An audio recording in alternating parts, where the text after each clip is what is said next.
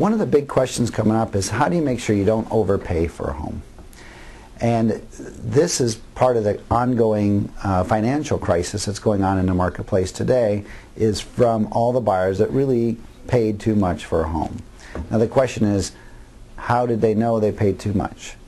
Well, first of all, it's not about paying too much for the house, but it's probably more in lines with buying more than you can afford. Now, the issue in the early 2000s to the mid-2000s was the lenders that offered the financing were very lax in how they loaned money. Today, they're much more restrictive. So, fortunately, today it's a little more difficult to get yourself in trouble. But I would say it's extremely important to know what you feel you can afford, what the bank says you can afford, and match those two numbers together and see how they compare from your own perspective. Number two, in relationship to affordability, make sure you understand what the loan may do 3, 4, 5 years from now. Is the payment going to be fixed? Is it going to go up? And if it does go up, how much is it going to go up? And will it stay within your affordability range?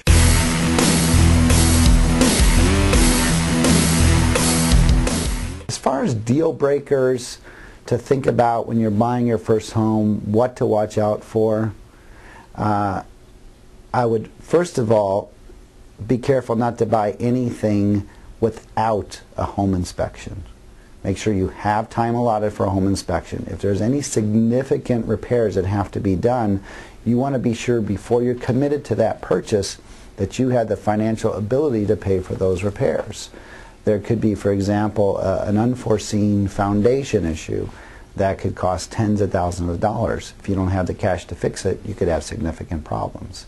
So just be sure on any purchase you make, you have time allotted to do your home inspections and hire a professional to do those inspections.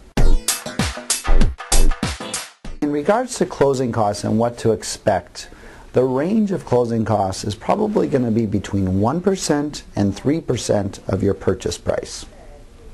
Now, the federal regulation committees require lenders to mail to you the expected closing costs that you will have in the mail. I would always double check those figures. When they come in from the lender, I would, number one, check with your real estate agent to have them run some numbers and see if they compare to what the lender sends. Because it always seems to be at that day before escrow is going to close and you get the phone call that you need to bring in X amount of dollars, and it's always $3,200 more than you expected, and now you're scrambling for that money. So it's always a good idea to have those numbers double checked, once by your lender and number two by your real estate agent.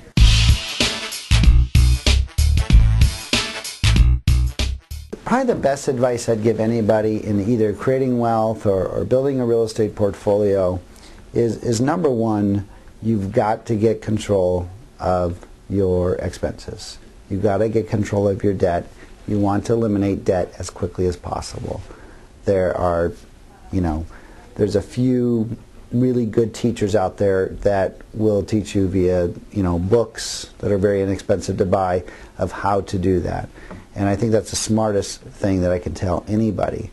And as soon as you have that financial ability to make your first home purchase, I think that's your first step in growing towards creating the ability to fund your retirement. Well, real estate is the simplest tool that anyone has been given to be able to create that. You have to live somewhere. So why not live in the home that you own?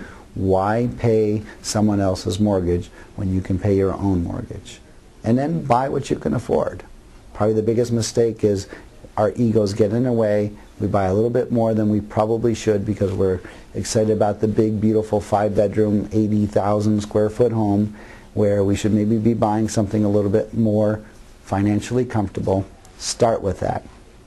If eventually you can afford something more expensive and you want to move up the ladder, then do it at a very comfortable pace. But be in it for the long haul.